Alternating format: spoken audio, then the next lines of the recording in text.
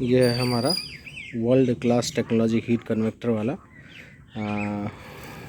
Winter में घरों में यूज़ होने वाला हॉट एयर ब्लोअर। जानने की कोशिश करेंगे आज कि इसके अंदर क्या टेक्नोलॉजी है, क्या कंपोनेंट्स हैं, ये जो होल्स हैं ये ऊपर वो हीट को क्यों इंडिकेट करते हैं, क्या इससे जो हीट निकलता है उसको रिसीव करने वाला कोई है, कुछ यूज़ है, कोई थर्मल कट ऑफ वगैरह कुछ लगा हुआ है क्या, क्योंकि लिखा है यहाँ पर fitted with automatic thermal cut off. तो क्या मतलब है इसका, कैसे इस्तेमाल होता है। बहुत बेसिक छोटा सा सर्किट है, लेकिन घरों में जो है रेगुलर यूज़ होता है। ये एक लोकल टाइप वाला है आइटम, ये आइटम एक लोकल टाइप वाला है। इसको देखते हैं आज की कैसे इसके भीतर, और इसके भीतर हम लोग को एक इंडक्शन मोटर जैसा कुछ मिलेगा। एसी मोटर कैसे चलता है, एक छोटा सा फ़ैन ऑपरेट होता है, यहाँ से एयर का सेक्शन होता है और इस जगह से एयर का जो है डिस्चार्ज हो जाता है। तो ये हम लोग जो है आज देखते हैं कि इसमें क्या क्या है और शुरू करते हैं। Single phase induction motor 220 volt AC operated. इसमें कॉयल है, कॉयल पोजीशन, एक कॉयल को दो सप्लाई मिला हुआ है यहाँ से, पॉजिटिव नेगेटिव। ध्यान से देखने पर पता चलेगा कॉयल का एक सप्लाई इस पॉइंट से, दूसरा सप्लाई इस पॉइंट से है। कॉयल जब एनर्जाइज होगा तो अपने एक्सिस के अलॉन्ग जो है मैग्नेटिक फील्ड डेवलप करेगा। ये मैग्नेटिक फील्ड जो है ये पत्ती से कोर बना करके, यहाँ जो है पत्ती से कोर बनाया हुआ है, बहुत सारे पत्ती से। इसके इनर सरफेस को देखने से पता चल जाएगा।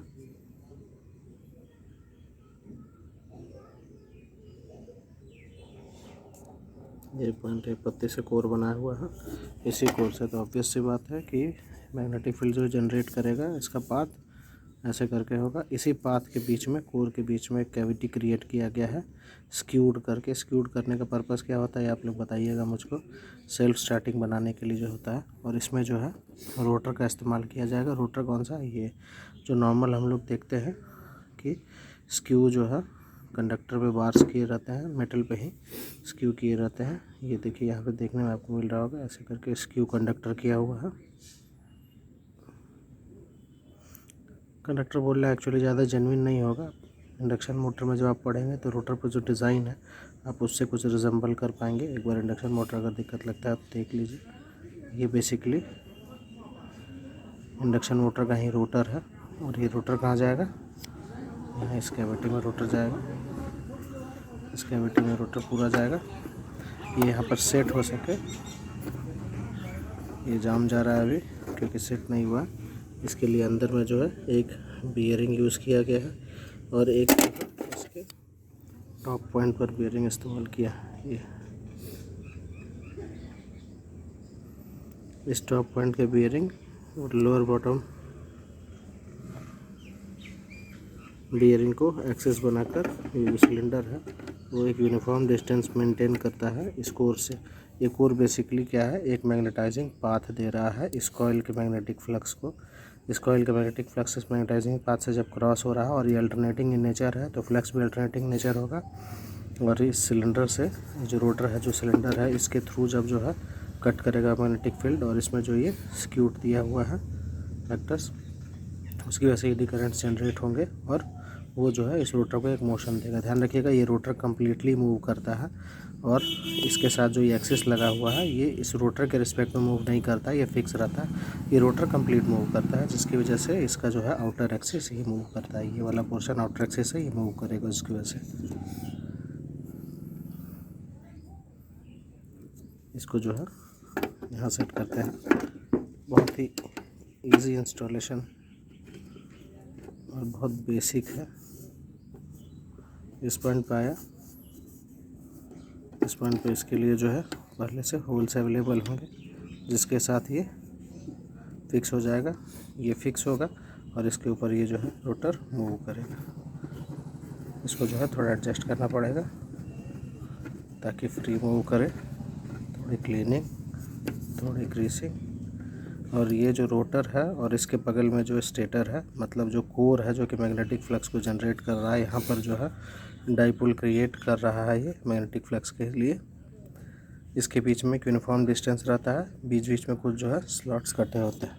इसके ऊपर बस एक ऐसा फ़ैन लग जाता है, इस फ़ैन के ऊपर एक नट लग गया, और ये फ़ैन का जो ब्लेड है इस डायरेक्शन में है। जब ऐसे करके ये फ़ैन मूव करेगा तो ऊपर से आने वाली हवा को आगे इस तरफ देगा। इस तरफ में क्या लगे हुए, हीटिंग कॉइल्स लगे हुए हैं। हीटिंग कॉइल से हीट लेकर के हवा जो है बाहर आएगी। और ये मोटर बेसिकली इंस्टॉल्ड है किसमें, एक ब्लोअर में, हॉट एयर ब्लोअर जो है उसमें ये मोटर इंस्टॉल्ड है फ़ैन के सर्कुलेशन के लिए। बस ये फ़ैन जो है इस एक्सिस के साथ चलता है, इसके साथ मैंने इसे फिक्स कर दिया। अब ये जो है बहुत स्मूथली जो है रन कर सकता है। इसकी असेंबली करके फाइनल एक बार जो है देख सकते हैं कैसा लगता है।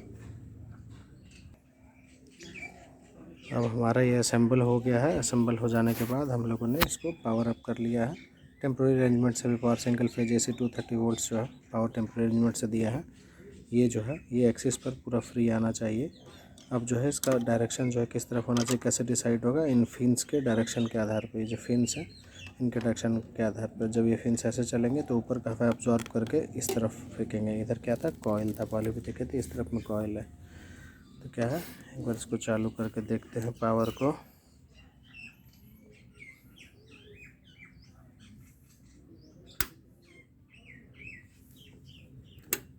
पावर लॉस हो गया है, फिर से करते हैं।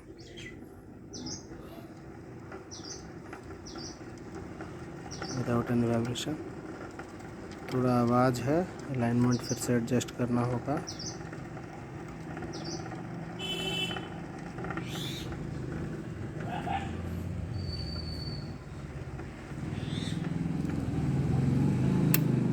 चलिए इसकी वायरिंग के बारे में थोड़ा सा देख लेते हैं। इसको पहले पावर से डिस्कनेक्ट कर लेते हैं ताकि बात करते समय शॉक की ज़रूरत नहीं है किसी को। ये है इसकी वायरिंग, बहुत ही सिंपल, ध्यान से देखना है इसको, ज़्यादा कुछ इसमें सोचना नहीं है, ज़्यादा दिमाग नहीं लगाना है। ये पोजीशन जो है ये स्विच का पोजीशन है, ठीक है। इस पोजीशन पर स्विच है। स्विच में क्या दिख रहा है कि स्विच में एक तरफ से ये इनपुट आ रहा है, ये रेड कलर का इनपुट है, और उसके बाद 3 आउटपुट निकल रहा है, ठीक है ना, 3 आउटपुट निकल रहा है। स्विच मतलब स्विच में AC पावर इनपुट फेज एक तरफ से आएगा और तीन स्विच से 3 आउटपुट निकलेंगे। 3 आउटपुट में क्या है, पहला आउटपुट जो वो क्या है, यहाँ का 2 वायर में बट गया, मतलब AC स्विच से 2 सर्किट कनेक्ट है। क्या क्या है, एक L मतलब LED या लैम्प जो है वो कनेक्टेड रहेगा। दूसरा क्या है, M मतलब मोटर, जिस मोटर के बारे में हम लोग पढ़ने के लिए इसको शुरू किए थे। और उसके बाद जो है जब ये लोड आ गया तो लोड के बाद जो है दूसरा सेक्शन चला गया यहाँ पर न्यूट्रल, ये न्यूट्रल बस हो गया, मतलब फेज़ के साथ न्यूट्रल होता है तभी ना सिंगल फेज चलता है। न्यूट्रल हो गया, न्यूट्रल आ गया कनेक्टर में। कनेक्टर मतलब बाहर से जो सर्किट आया है उसको देखेंगे अभी हम लोग। बाहर से जो सर्किट आया है वो इधर से आया है, ठीक है, इस तरफ से आया बाहर से सर्किट, इस तरफ से आया, ठीक है। इसमें जो है एक कैपेसिटर लगाने का भी सजेशन दिया गया है ताकि मोटर को जो है थोड़ा सा पावर फैक्टर इंप्रूव किया जा सके। कैपेसिटर हालांकि इसमें नहीं लगा हुआ है, ठीक है। 1 और 2 किलोवाट मतलब 2 कॉइल का अरेंजमेंट है। एक कॉइल से 1 किलोवाट की रनिंग होगी, 1 किलोवाट हीट की, और दूसरे से 2 किलोवाट हीट की रनिंग होगी, ठीक है। तो क्या है, यहाँ से आया कनेक्टर में न्यूट्रल हो गया, ये रेड वाला फेज़ हो गया, फेज़ और न्यूट्रल कनेक्टर से बाहर निकला, रेड वाला गया कट आउट। एक जो है थर्मल कट ऑफ रिले लगा रहता है, हीट होने के बाद जो है ये सर्किट को कट ऑफ कर देगा, पावर को और चलने नहीं देगा। चला आया स्विच में, स्विच से एक वायर जो है, जो सबसे पहला स्विच ऑन करेंगे तो उससे क्या होगा, ये लाइट ग्लो करेगा और ये मोटर ग्लो करेगा। उसके बाद जो सेकंड स्विच है ये वाला, सेकंड स्विच जब ऑन करेंगे तो उससे क्या होगा, हीटर का ये सेक्शन, ये दोनों ही हीटर है, दोनों पैरेलल कॉइल्स हैं, दोनों अलग अलग हीट जनरेट करते हैं, दोनों 1000 वाट के हैं। तो जो है ये सेक्शन जो हीट जनरेट करेगा, अगर सेकंड स्विच ऑन करते हैं तो, ठीक है, सेकंड स्विच ऑन करते हैं तो ये बाहर वाला सेक्शन, ये जो सेक्शन है, ये ऊपर वाला, ये जो सेक्शन है M के नज़दीक वाला, ये हीट जनरेट करेगा। इसमें भी पावर नहीं, M से दूर वाले में आकर के वापस न्यूट्रल में कनेक्टेड है। न्यूट्रल का ये कॉमन बस यहाँ बनाया हुआ है। थर्ड वाला जब स्विच ऑन करते हैं तो क्या होता है कि आकर के दूसरा कॉइल में कनेक्ट हो जाता है।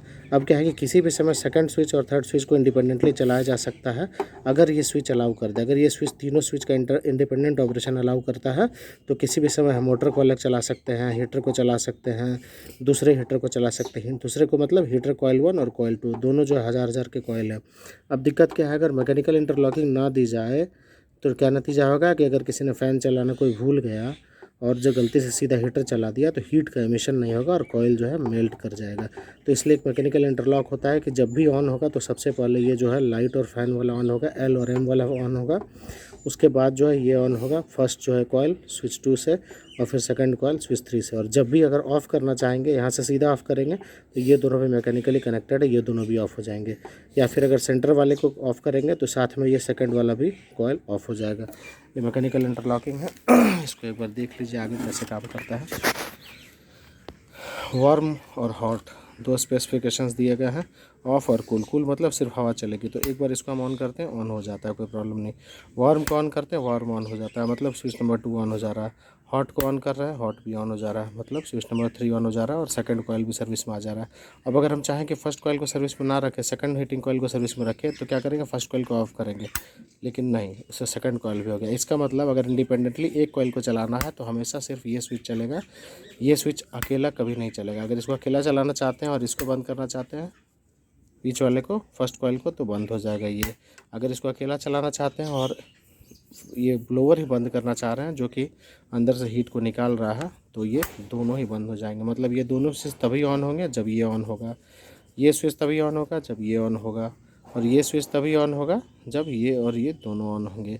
मान लो इसको ऑफ रखें, इसको ऑन किया और सीधे इसको ऑन करना चाहते हैं तो क्या होगा, दोनों ऑन होंगे। मतलब ये कपलिंग है, यहाँ पर बेस की कपलिंग और ऊपर की कपलिंग है, मैकेनिकल कपलिंग है। इस तरीके से ये ऑन और ऑफ़ होता है। इसका यूज़ क्या है, पर्पस क्या है, बता दिया गया। ये हीटिंग कॉइल से कुछ नहीं है। अंदर की वायरिंग एक बार देख लेते हैं, बहुत ईजी है। फ़ैन की वायरिंग जो है, फ़ैन का 2 वायर जो यहाँ से निकलता हुआ दिख रहा है, इस पॉइंट से निकला है और नीचे से आया। फ़ैन का 2 वायर नीचे से आ गया है। और अब देखिए इधर से शुरू करते हैं, कनेक्टर पॉइंट से। कनेक्टर पॉइंट है, कनेक्टर पॉइंट में जो है दिख रहा होगा, एक रेड वायर है और एक ब्लैक वायर है और एक ग्रीन वायर जो है बॉडी ग्राउंडिंग के लिए, अर्थिंग के लिए इस्तेमाल किया गया है। ठीक है, तो रेड वाला हो गया और ये ब्लैक वाला हो गया। ब्लैक वाले के सीधा में जो है ये बहुत सारे तार लगे हुए हैं। क्या क्या तार लगे हुए भाई, एक न्यूट्रल लगा हुआ है और उसके बाद जो है 2 पतले पतले तार लगे हुए हैं। तो ऑब्वियस न्यूट्रल के साथ लगे तो न्यूट्रल ही हो गए। अब ये मोटा वाला किधर जाता है, ये मोटा वाला आकर के यहाँ जो थर्मल कट ऑफ का रिले बताया गया था, ये इस रिले के साथ में जो ये हीट होने के बाद ये क्या ऐसे करके झुक जाता है, तो फिर कट ऑफ हो जाता है सप्लाई। तो दिखाया गया था सर्किट में कि फेज़ को काटो, ये इसने इसकी असेंबली की है, उसने न्यूट्रल को काट दिया है। तो यहाँ से वो काटा और वापस होकर के, मतलब इसमें से एक जो है कनेक्टर की तरफ से आया, एक जो है कनेक्टर की तरफ से आया थर्मल स्विच में, और दूसरा जो कट करके यहाँ से निकल करके कहाँ गया, हीटर के भीतर 3 टर्मिनल है। जब हीटर के कॉइल को आप देखना चाहेंगे तो उसके भीतर जो है 3 टर्मिनल है। होपफुली देख पाएँ आप लोग, इधर से देखिए शायद दिख जाए, 3 टर्मिनल है।